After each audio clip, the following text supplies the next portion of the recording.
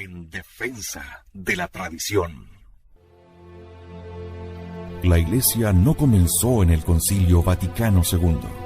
Combatir su pasado es un tremendo error.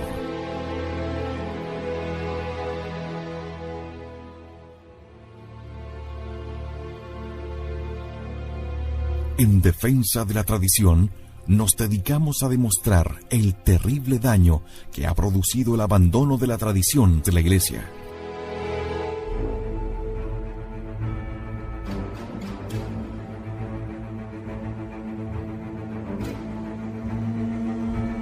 Más aún, comprobamos que la tradición de la Santa Iglesia Católica es la verdad que Cristo confió a los hombres.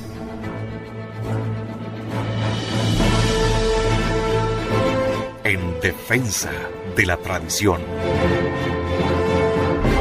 En Convicción Radio.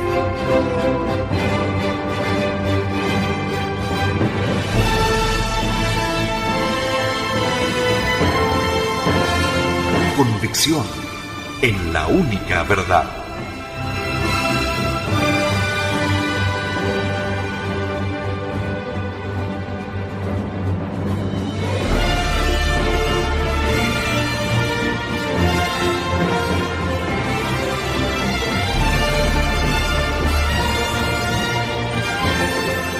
Porque la Santa Iglesia Católica Apostólica Romana es la única iglesia de nuestro Señor Jesucristo.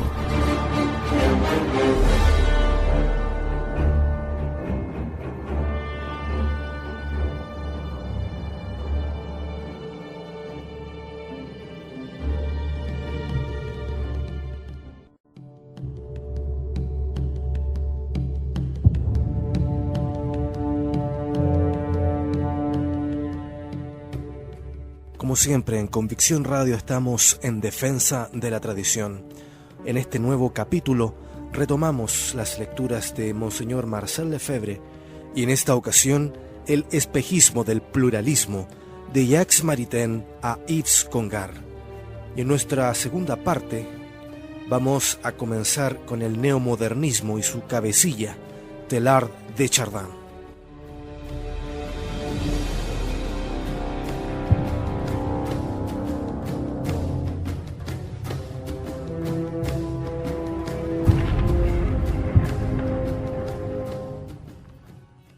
El liberalismo que se dice católico se lanzó al asalto de la Iglesia bajo el estandarte de progreso, tal como hemos demostrado en capítulos precedentes.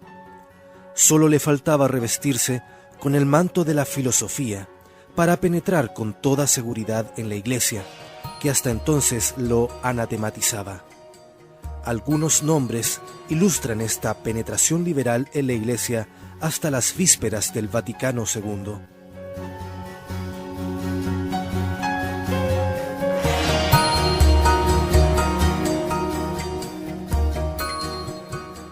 Jacques Maritain, nacido en 1882 y muerto en 1973. No es un error llamar a Jacques Maritain el padre de la libertad religiosa del Vaticano II. Por su parte, Pablo VI se había alimentado con las tesis políticas y sociales del Maritain liberal posterior a 1926 y lo reconocía como su maestro. San Pío X había estado, por cierto, mejor inspirado al elegir como maestro al cardenal Pi, del cual está tomado el pasaje central de su encíclica inaugural E Supremi Apostolatus y su divisa, restaurarlo todo en Cristo. Pero la divisa de Maritain, que será la de Pablo VI, fue más bien instaurar todo en el hombre. En reconocimiento hacia su viejo maestro, Pablo VI le remite el 8 de diciembre de 1965, día de la clausura del concilio, el texto de uno de los mensajes finales del concilio al mundo. He aquí lo que declaraba uno de estos textos, el mensaje a los gobernantes leído por el cardenal Lienard. Comillas. En vuestra ciudad terrena y temporal, Él construye misteriosamente su ciudad espiritual y eterna, su iglesia. ¿Y qué os pide esta iglesia después de casi 2000 años de toda clase de vicisitudes en sus relaciones con vosotros, poderes de la tierra? ¿Qué os pide hoy?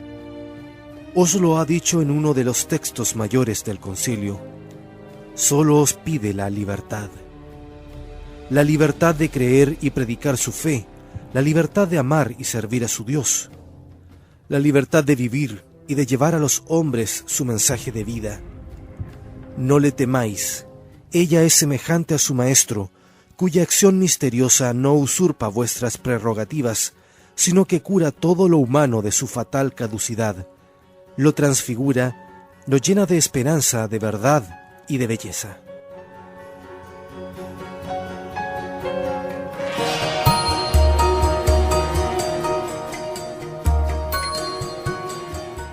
Sin lugar a dudas, fue canonizar la tesis de Maritain, de la sociedad vitalmente cristiana, según la cual la Iglesia, renunciando a la protección de la espada secular, por un movimiento progresivo y necesario, se emancipa de la molesta tutela de los jefes de Estado católico y en adelante se contenta solo con la libertad.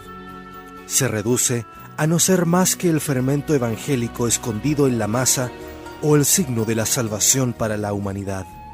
Esta emancipación de la Iglesia, asegura Maritain, va acompañada por una emancipación recíproca de lo temporal respecto a lo espiritual, de la sociedad civil respecto a la Iglesia, por una laicización de la vida pública que en cierto modo es una pérdida. Pero esta es ampliamente compensada por el progreso que de ella adquiere la libertad y por el pluralismo religioso que se instaura legalmente en la sociedad civil. Cada familia espiritual gozaría de un estatuto jurídico propio y de una justa libertad. Todo a lo largo de la historia humana.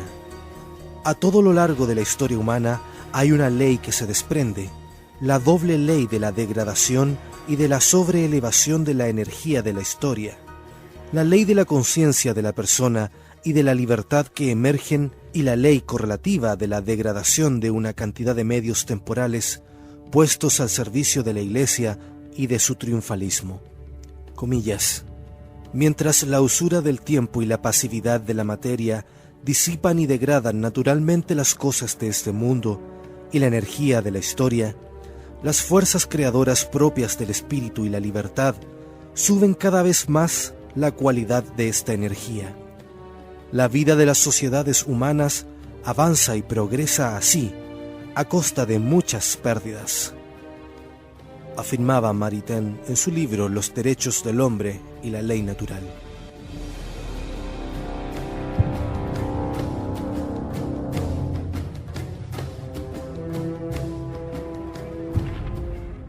Podemos reconocer acá la famosa energía creadora de Bergson y la no menos famosa emergencia de la conciencia de Teilhard de Chardin. Todas estas bellas figuras, Bergson, Teilhard, Maritain, han dominado y corrompido el pensamiento católico durante largas décadas. Podríamos entonces preguntar a Maritain, ¿qué sucede con el reino social de nuestro Señor en una sociedad vitalmente cristiana si el Estado ya no reconoce a Jesucristo y a su Iglesia? Escuchad bien la respuesta del filósofo. La cristiandad, o el reino social de Jesucristo, es susceptible de varias realizaciones históricas sucesivas, esencialmente diversas, pero idénticas analógicamente. A la cristiandad medieval de tipo sacro y teocrático, y cuántos equívocos hay en estos términos, caracterizada por la abundancia de medios temporales al servicio de la unidad en la fe, debe suceder hoy día una cristiandad, caracterizada, como lo hemos visto, por la emancipación recíproca de lo temporal y lo espiritual, y por el pluralismo religioso y cultural de la ciudad. ¿Qué habilidad en el uso de la teoría filosófica, de la analogía, para renegar sencillamente del reino social de nuestro Señor Jesucristo?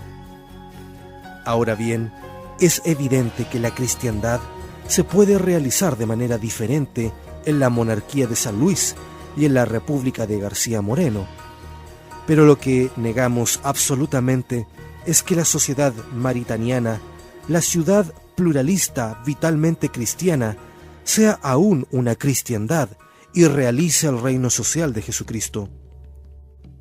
Quanta cura immortale Dei y cuas primas nos aseguran, al contrario, que Jesucristo no tiene 36 maneras de reinar sobre la sociedad.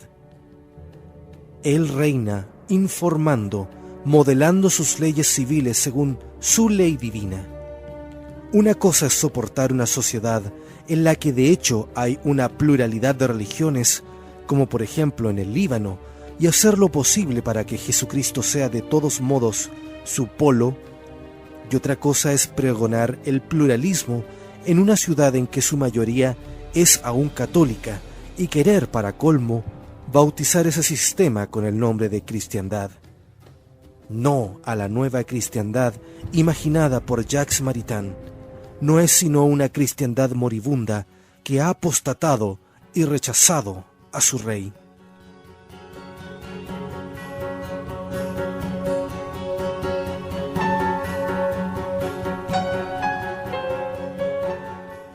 En efecto, Jacques Maritain quedó deslumbrado con la civilización de tipo abiertamente pluralista de los Estados Unidos de América, en cuyo seno la Iglesia Católica, gozando del régimen de la sola libertad, dio un desarrollo notable en el número de sus miembros y de sus instituciones.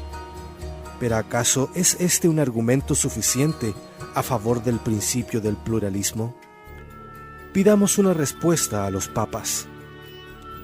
León XIII, en la encíclica Longiqua Oceani del 6 de enero de 1895, elogia el progreso de la Iglesia en los Estados Unidos.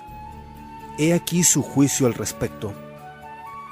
En vuestra patria, escribe a los obispos norteamericanos, gracias a la buena constitución del Estado, la Iglesia, siendo defendida contra la violencia por el derecho común y la equidad de los juicios, no molestada por los lazos de ninguna ley, obtuvo la libertad garantizada de vivir y obrar sin obstáculo. Todas estas observaciones son verdaderas. Sin embargo, es preciso cuidarse de un error. Que no se concluya por eso que la mejor situación para la Iglesia es aquella de la cual goza en Norteamérica, y que está permitido y que es útil separar y desunir los principios de los asuntos civiles y de los asuntos sagrados como en Norteamérica. En efecto, si la religión católica es honrada entre vosotros, si prospera, si aún se ha acrecentado, es preciso atribuirlo por entero a la fecundidad divina de la cual goza la Iglesia. Cuando nadie se le opone ni le es un obstáculo, se extiende y se dispersa por sí misma. Sin embargo, ella produciría aún muchos más frutos si gozara no sólo de la libertad, sino también del favor de las leyes y de la protección de los poderes públicos. Más recientemente, Pío XII señala, como León XIII, que el pluralismo religioso puede ser una condición favorable suficiente para el desarrollo de la Iglesia, y subraya incluso que en nuestro tiempo hay una tendencia al pluralismo. Comillas. La Iglesia sabe también que desde hace un tiempo los acontecimientos evolucionan acaso en otro sentido, es decir, hacia la multiplicidad de las confesiones religiosas y de las concepciones de la vida en una misma comunidad nacional, en donde los católicos constituyen una minoría más o menos fuerte. Puede ser interesante y aún sorprendente para la historia el encontrar un ejemplo, entre otros, en los Estados Unidos de América, de la manera como la Iglesia logra expandirse, aún en las situaciones más dispares. Pero el gran Papa se cuidó bien de deducir que por eso había que volcarse hacia donde sopla el viento de la historia y en adelante promover el principio del pluralismo. Por el contrario, reafirma la doctrina católica, comillas.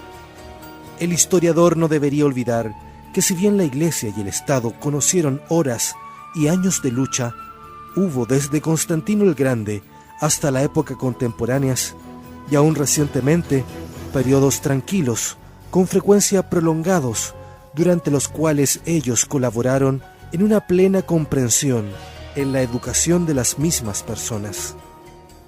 La Iglesia no oculta que ella considera esta colaboración como normal y que mira como un ideal la unidad del pueblo en la verdadera religión y la unanimidad de la acción entre ella y el Estado. Mantengamos firmemente esta doctrina y desconfiemos del espejismo del pluralismo. Si el viento de la historia parece soplar actualmente en esa dirección, ciertamente no es por el soplo del Espíritu Divino, sino más bien del viento glacial del liberalismo y la revolución, a través de 2 siglos de trabajos por socavar la cristiandad.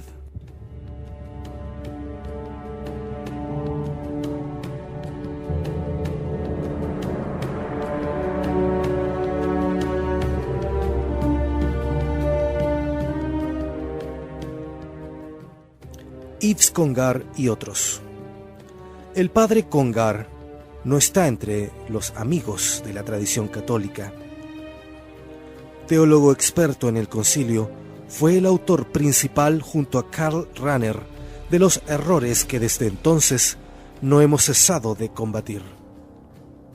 Escribió, entre otros, un librito titulado Monseñor Lefebvre y la crisis de la Iglesia. Ya veréis cómo, a ejemplo de Maritain, el padre Congar nos inicia en los arcanos de la evolución del contexto histórico y del viento de la historia. Comillas. No se puede negar, dice, que un texto semejante, la Declaración Conciliar sobre la Libertad Religiosa, diga materialmente otra cosa que el Sílabus de 1864, y aún casi lo contrario que las proposiciones 15, 77, 79 de ese documento. Es que el Sílabus defendía un poder temporal al que, considerando una nueva situación, el papado renunció en 1929. El contexto histórico-social en que la Iglesia es llamada a vivir y a hablar ya no era el mismo. Los acontecimientos nos lo habían enseñado. Ya en el siglo XIX, algunos católicos habían comprendido que la Iglesia encontraría un apoyo mejor para su libertad en la firme convicción de los fieles más que en el favor de los príncipes. Desgraciadamente, para el padre Congar, esos católicos no son sino los católicos liberales, condenados por los papas. Y la enseñanza del Sílabus, lejos de depender de circunstancias históricas pasajeras, constituye un conjunto de verdades deducidas lógicamente de la revolución y tan inmutables como la fe. Pero nuestro adversario prosigue e insiste. Comillas. La Iglesia del Vaticano II, por la Declaración sobre la Libertad Religiosa, por Gaudium et Spes, la Iglesia en el mundo actual se ha situado netamente en el mundo pluralista de hoy y sin renegar de lo que hubo de grande, cortó las cadenas que la habrían mantenido anclada en la Edad Media. No se puede permanecer estancado en un momento de la historia. El sentido de la historia empuja hacia el pluralismo. Dejemos ir la barca de Pedro en esa dirección y abandonemos el reino social de Jesucristo en las riberas lejanas de un tiempo que ha quedado atrás. Estas mismas teorías las encontraremos en el padre John Corney Murray, sacerdote jesuita, otro experto conciliar, que osa escribir con aire doctoral, que solo iguala su suficiencia, que la doctrina de León XIII sobre la unión de la Iglesia y el Estado es estrictamente relativa al contexto histórico en que fue expresada. León XIII, afirma, estaba muy influenciado por la noción histórica del poder político personal ejercido de modo paternalista sobre la sociedad como sobre una gran familia. Así la trampa está tendida. A la monarquía sucedió por doquier el régimen del Estado constitucional, democrático y social, el cual, asegura nuestro teólogo, y lo repetirá en el concilio Monseñor de Schmedt, no es una autoridad competente para juzgar la verdad o la falsedad en materia religiosa. No se puede imaginar una declaración más cínica del ateísmo oficial del Estado y de la negación del reinado social de Jesucristo. Y esto en boca del informador oficial de la comisión de redacción de la Declaración Conciliar sobre la Libertad Religiosa. Dejemos continuar al padre Murray. Comillas. Su obra propia está marcada por una fuerte conciencia histórica. Él conocía el tiempo en que vivía y escribía para él con admirable realismo histórico y concreto. Para León XIII, la estructura conocida bajo el nombre de Estado Confesional Católico nunca fue más que una hipótesis. Ruinoso relativismo doctrinal. Con semejantes principios se puede relativizar toda verdad apelando a la conciencia histórica de un momento fugitivo. ¿Acaso Pío XI, al escribir Cuas Primas, era prisionero de concepciones históricas? Y del mismo modo, San Pablo, cuando afirma de Jesucristo, ¿es necesario que Él reine? Creo que hemos comprendido la perversidad del relativismo doctrinal histórico en Maritain, Yves Congar y compañía. Tratamos con personas que no tienen ninguna noción de la verdad, ni la menor idea de lo que puede ser una verdad inmutable. Es gracioso comprobar que esos mismos liberales relativistas, que fueron los verdaderos autores del Vaticano II, ahora llegan a dogmatizar ese concilio que sin embargo habían declarado pastoral, y quieren imponernos las novedades conciliares como doctrinas definitivas e intocables, y se enfadan si osamos decirles: «Ah, vosotros decís que el Papa ya no escribiría hoy Cuas Primas. Y bien, os decimos, tampoco escribiría ya hoy vuestro concilio, ya que está superado. Vosotros os aferráis a él porque es vuestra obra, pero nosotros nos atenemos al espíritu de la tradición, porque es obra del Espíritu Santo».